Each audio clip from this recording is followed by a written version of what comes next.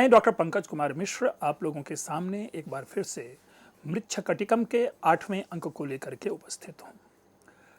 हम लोग वसंत सेना के विषय में देख रहे हैं। वसंत सेना पुष्प करंडक उद्यान आई है एक गाड़ी के बदल जाने के कारण, और शकार वहाँ पर उपस्थित है।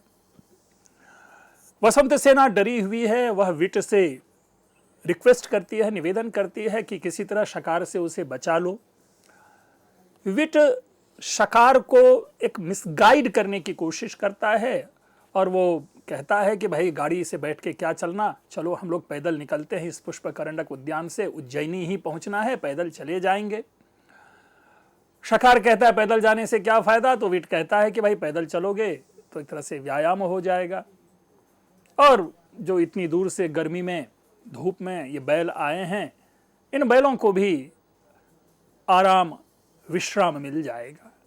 शकार कहता है कि ठीक है, आप जो कह रहे हो आपकी बात सही है, मैं गाड़ी से ही जाऊंगा, और वो अपने चेट से कहता है कि जल्दी से गाड़ी लेके आ जाओ, या गाड़ी लेके तुम चले जाओ, हम पैदल ही जाएंगे। इतनी सी बात आती है कि उसके दिमाग में फिर एक नई बात सूझ आती है, अथवा तिष्ठ तिष्ठ, रुक जाओ रुक जाओ, देवतानाम ब्राह्मणानाम चाग्रतश्चरणेन गच्छामि। भाई मैं तो देवताओं के और ब्राह्मणों के पैरों के आगे आगे चलूंगा, मैं सबसे आगे चलूंगा, चाहे वो देवता हो या ब्राह्मण हो, उनके भी पैरों से मैं आगे जाऊंगा। नहीं नहीं, प्रवहण मधिरुह्य गच्छामि, नहीं छोड़ो, मैं पैदल देवताओं से ब्राह्मणों से आगे नहीं चलूंगा, मैं तो गाड़ी में बैठ करके ही जाऊंगा। ये न दूर तो माम प्रेक्ष्य भणिष्यन्ति, जिससे जब मैं गाड़ी में बैठा रहूंगा तो गाड़ी में दूर से ही लोग देख करके कहेंगे, मुझको कहेंगे कि एष सराष्ट्रीय श्यालो भट्टारको गच्छति, ये वह राजा का वह साला है, भट्टारक है, जो देखो गाड़ी में बैठ के चला जा रहा है, तो वो देखो वो राजा का साला आ रहा है। एक तो जरूर है शकार कि बड़ा ही लो लेवल का सोचता है, लेकिन हम आप सभी सोचते हैं भाई, कोई गाड़ी में ऊपर बैठ के चलता है, कोई ट्रेन के ऊपर बैठ के चलता है अपने को सबसे अलग दिखाने के लिए, तो ये ख्याल आना कोई बहुत बड़ा ये नहीं है, कोई बहुत बड़ी गलती नहीं है, ये दोष नहीं है। चंचल स्वभाव है शकार का, उसके मन में ये बात आई तो उसने कहा कि ठीक है, गाड़ी से ही मैं जाऊंगा, और गाड़ी में जब मुझे लोग देखेंगे तो लोग कहेंगे कि राजा का साला आ जा रहा है। विट मन ही मन कहता है स्वगतम दुष्करम विषम औषधम मौषधि कर्तुम। बड़ा सुंदर मुहावरा है ये कि भाई जहर को, विष को दवाई नहीं बनाया जा सकता, बहुत ही कठिन कार्य है। विषम औषधि कर्तुम दुष्करम, अर्थात विष को औषधि यानी मेडिसिन, दवाई बनाना बहुत ही कठिन है, अर्थात इस शकार को कोई भी बात समझाना बहुत ही मुश्किल है। भवतु एवं तावत, चलो फिर मैं ऐसा कुछ सोचता हूं, करता हूं। आता है, कहता है कार्नेली मात एषा वसंत सेना भवंतम अभिसारयितुम आगता। चलो सही बोलने से ही कोई समाधान निकल जाए, तो वो कहता है कि देख भाई, उस गाड़ी में वसंत सेना है और वो आपसे अभिसार करने के लिए आई हुई है। जैसे ही यह सुनती है वसंत सेना, स्वाभाविक है कि ऐसे व्यक्तित्व के लिए बात उचित नहीं होगी। वसंत सेना कह बैठती है शांतम पापम शांतम पापम, नहीं नहीं ऐसी बात नहीं, एकदम गलत है, मैं शकार से अभिसार के लिए नहीं आई हूं। और जैसे ही शकार यह बात सुनता है, उसके खुशी हो जाएगी। माम प्रवर पुरुषम मनुष्यम वासुदेवकम, मुझसे, मुझ श्रेष्ठ पुरुष से, मुझ श्रेष्ठ मनुष्य से, वासुदेव से, यानी मैं वासुदेव के समान हूं, उससे अभिसार के लिए वसंत सेना आई हुई है। देखिए मित्रों, अभिसार आदि शब्द जो है ये आज भी परंपरा में है, और अभिसार शब्द प्राचीन काल में जब प्रेमिका अपने प्रेमी से अकेले में मिलने के लिए आती थी तो उसे अभिसार कहा जाता था। तो ठीक है, ये अभिसार प्रेमी प्रेमिकाओं के मध्य का एक व्यापार है। विट कहता है अथ किम, हाँ हाँ आपसे ही तो मिलने के लिए आई है, आपसे ही अभिसार के लिए आई हुई है। शकार कहता है तेन यपूर्वा श्रीह समासादिता, अरे वाह, तब तो मैंने बहुत बड़ी लक्ष्मी को मैंने प्राप्त कर ली। अब इसको पछतावा हो रहा है शकार को कि तस्मिन काले मया रोषिता सांप्रतम पादयोः पतित्वा प्रसादयामि।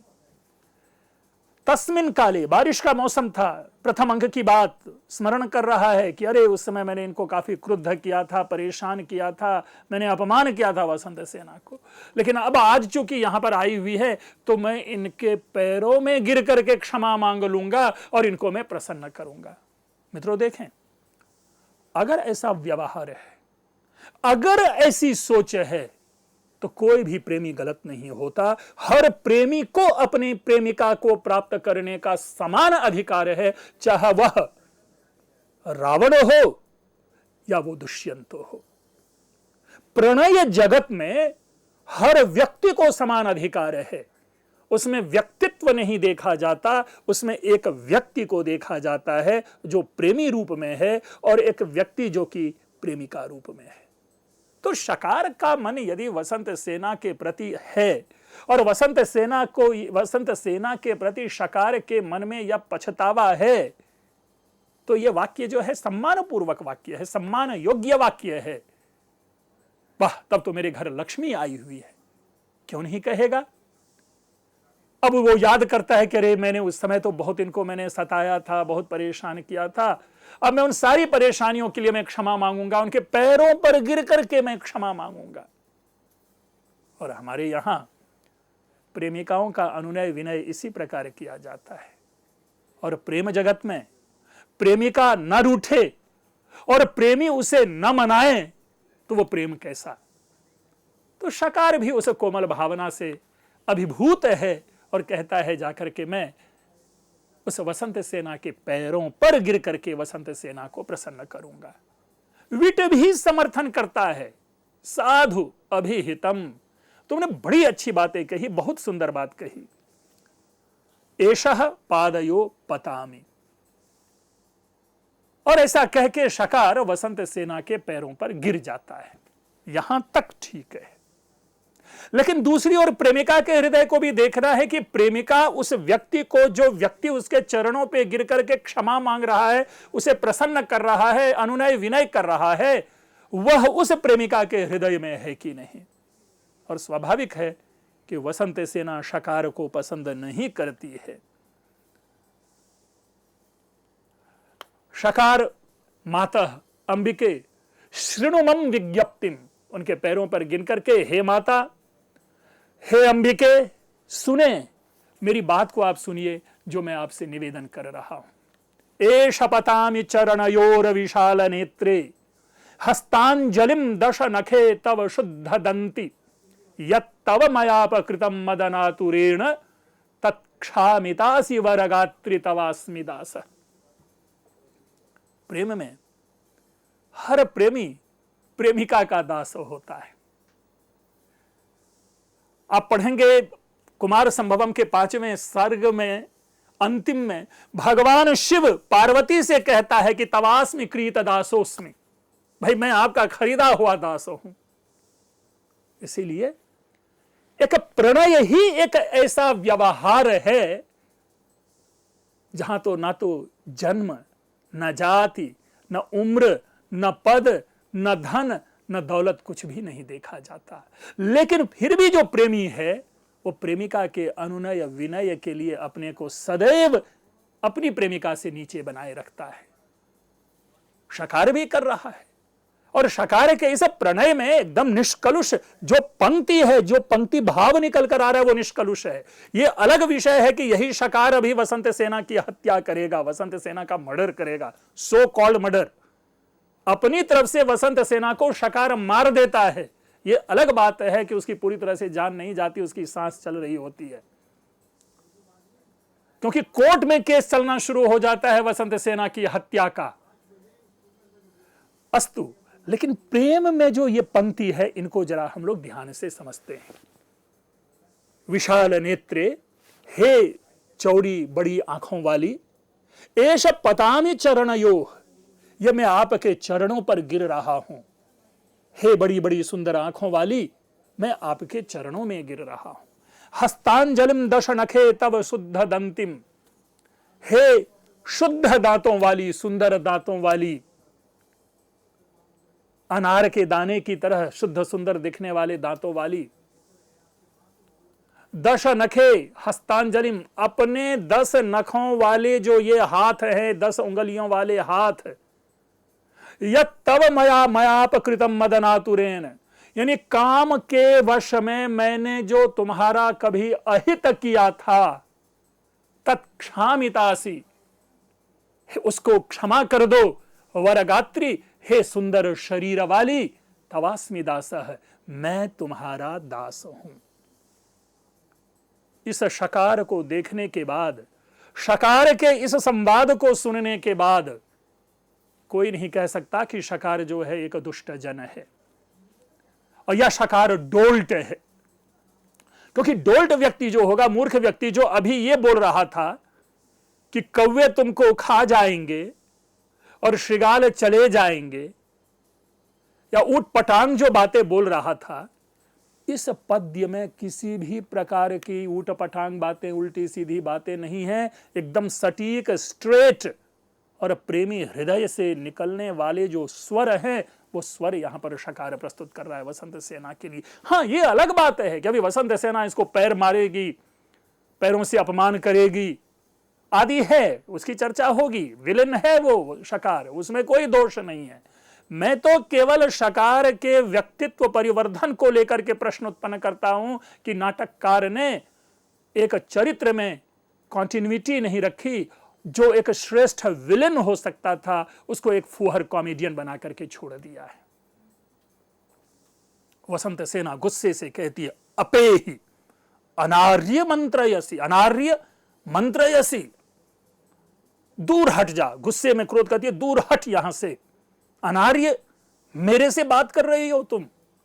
और इति पादेन ताड़यति, अपने पैर से, जो पैर के पास शकार नीचे गिरा हुआ है, उसको वहीं उसी पैर से ठोकर मार करके गिरा देता है। वसंत सेना गिरा देती है। भाई देखिए, जिस व्यक्ति के पास किसी चीज की कमी नहीं होती और जिस व्यक्ति के पास केवल घमंड होता है और जिस व्यक्ति के प्रणय का अपमान होता है, उस व्यक्ति का गुस्सा आना स्वाभाविक है ही। शकार को क्रोध आना ही है, शकार को क्रोध आएगा ही। शकार गुस्से में कहता है कि यत् चुंबितम अंबिका मातृकाभिर्गतम न देवानामपि यत् प्रमाणम तत्पातितम पादतलेन मुंडम वने श्रृगालेन यथामृतांगम, तत्पातितम पादतलेन मुंडम वने श्रृगालेन यथामृतांगम। देखिए कि अंबिका मातृकाभिर्गतम यच्चुंबितम न देवानामपि यत् प्रमाणम तत्पातितम पादतलेन मुंडम वने श्रृगालेन यथामृतांगम। क्रोध में कहता है कि तुमने मेरे साथ ऐसा अपमान किया, तुमने मेरे साथ यह दुर्व्यवहार किया, ठीक उसी प्रकार जिस प्रकार सियार जो है जंगल में शरीर को घसीट घसीट के खाता है, पीटता है। गुस्से में वह चेट से बुलाता है, अरे स्थावरक चेट कुत्र त्वयैषा समासादिता। अरे ओ चेट, कहां से इस नारी को तुमने पकड़ा, कहां से इसे तुम उठा लाए हो। चेट कहता है, भट्टक ग्राम शकटैः रुद्धो राजमार्ग, कि मैं जब गांव में गाड़ी से आ रहा था तो वो जो राजमार्ग था वो कई सारी गाड़ियों से अवरुद्ध था, अर्थात गाड़ी पे जाम लगा हुआ था, रोड पे जाम लगी हुई थी और केवल गाड़ियां ही गाड़ियां थी। तदा चारुदत्तस्य वृक्षवाटिकायां प्रवहणम स्थापयित्वा, तो जब मैंने सड़क पे भीड़ देखी, मैंने जब देखा ऑब्स्ट्रक्शन, गाड़ियां आगे नहीं बढ़ रही, तो चारुदत्त वहीं पे बगल में चारुदत्त की वृक्षवाटिका, चारुदत्त का उद्यान था। उस उद्यान में जाकर के मैंने गाड़ी खड़ी कर दी, तत्र अवतीर्य, और वहीं गाड़ी से उतर करके यावत चक्र परिवृत्तिम करोमि, जब तक मैं पहिए को बदल रहा था तावदेशा प्रवहन विपर्यासेन यह रूढ़ा इति तर्कयामि। मैं ऐसा सोचता हूं कि उसी क्षण यह इस गाड़ी के परिवर्तन के कारण आकर के इसमें बैठ गई। शकार कहता है कथम प्रवहन विपर्यासेन आगता नाम अभिसारयितुम, तो क्या ये गाड़ी के बदले जाने के कारण यहां आई है, मेरे से अभिसार के लिए नहीं आई है। बस गुस्से में कहता है शकार तदवतरावतर मदीयात प्रवहनम, यानी तत् अवतर अवतर, ठीक है उतरो उतरो, मदीयात प्रवहनात अवतर, मेरी गाड़ी से उतरो। त्वम तम दरिद्र सार्थवाह पुत्रकम अभिसारयति, तुम तो उस दरिद्र सार्थवाह, उस दरिद्र व्यापारी के बेटे से तुम अभिसार करती हो, प्रेम करती हो, प्रणय करती हो। मदीयो गावो वाहयसी, और मेरी गाड़ी में चढ़ रहे हो।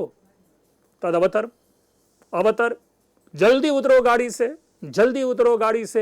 यानी दूसरे शब्दों में अपमान पूर्वक शकार वसंत सेना को गाड़ी से उतारता है। गर्भदासी अवतरावतर, जल्दी से उतरो उतरो, गाड़ी से इसे उतारो।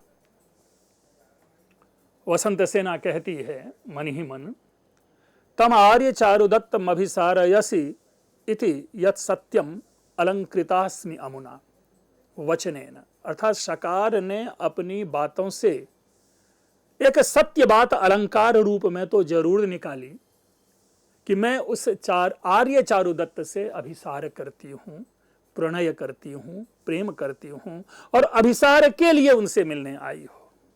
सांप्रतम यद भवतु तद भवतु, अब जो होगा देखा जाएगा, सोचना क्या, जो भी होगा देखा जाएगा। यद भवतु तद भवतु।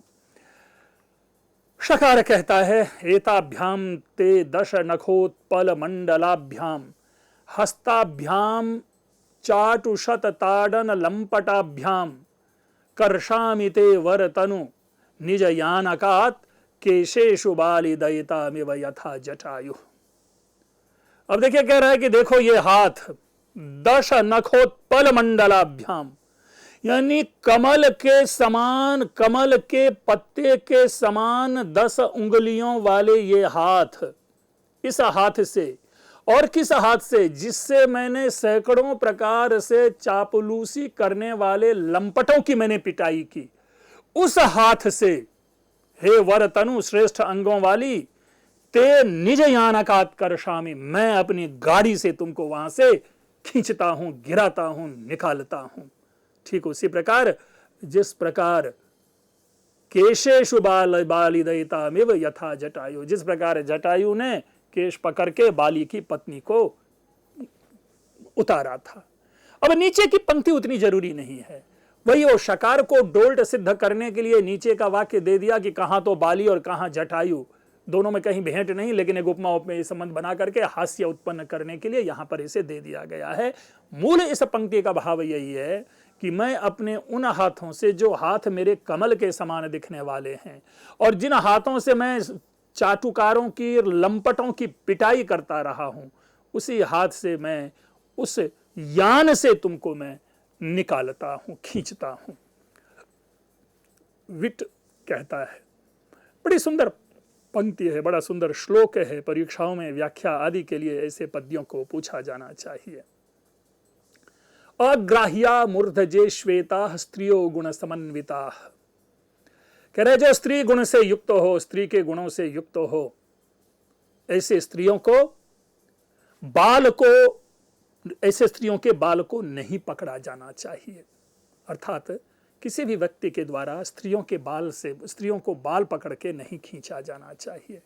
मित्रों ध्यान हो, जिस प्रकार हम लोग महाभारत की कहानी को पढ़ते हैं, और महाभारत की कहानी में द्रौपदी आदि के साथ है, यद्यपि द्रौपदी के साथ ये बातें देखी जाती है कि वो साड़ी उनकी खींची गई थी, लेकिन मुझे ऐसा लग रहा है कि जब द्रौपदी को घसीट करके, खींच करके लाया गया होगा दुशासन के द्वारा उनके पास दुर्योधन की सभा में, तो निस्संदेह वहां पर बाल आदि प्रकरण भी हुए होंगे।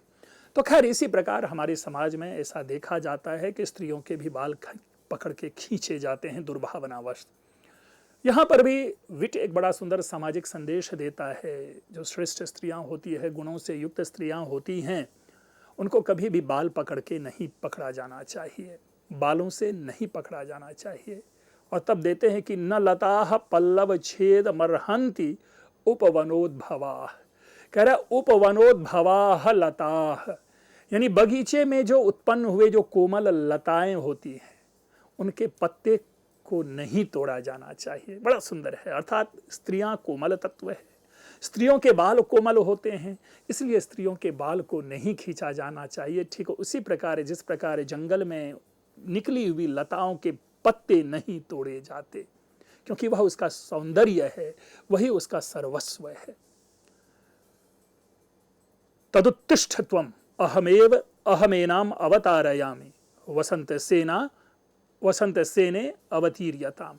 ठीक है, उठिए वसंत सेना जी, मैं ही आपको उतारता हूं। आइए वसंत सेना जी, इस गाड़ी से उतरिए। वसंत सेना उस गाड़ी से उतरती है और एकांत में खड़ी हो जाती है। शकार अपने मन में कहता है, यह समम वचनावमानेन तदारुषाग्निः संधुक्षितः अद्यैतस्याः पाद प्रहारेणानेन प्रज्वलितः तत्साम्प्रतं मारयाम्येनाम भवतु एवं तावत्। मन ही मन कहता है शकार कि यह सह मम वचनावमानेन, जो वह मेरी वचनों की अवमानना से उस समय रोषाग्नि संधुक्षित, मेरी गुस्से की आग को जिसने जलाया था, तद अद्यैतस्याः पाद प्रहारेण अनेन प्रज्वलितः, आज उसने अर्थात आज इस वसंत सेना ने पैर मार करके मेरे उस गुस्से की आग को और अधिक भड़का दिया है, प्रज्वलित कर दिया है। दूसरे शब्दों में दो अलग अलग घटना घटी। एक घटना यह है कि प्रथम अंक में शकार के वचनों, शकार की बातों का अपमान किया था वसंत सेना ने, उनकी विनती को, उनकी चीजों को ठुकराया था, और ऐसे में ठुकराने पर शकार अवमानित तो हुआ था और जैसे मानो कि उसके गुस्से की आग जल उठी थी। आज फिर उसी नारी ने, उसी वसंत सेना ने उनके ऊपर में पैरों से प्रहार किया। तो इस प्रकार हम ये कहते हैं कि पैरों के प्रहार से मानो उस गुस्से की आग को और अधिक भड़का दिया हो, भभका दिया हो। तो ये वह शकार अपने मन में कहता है, तत्साम्प्रतम मारयामि एनम।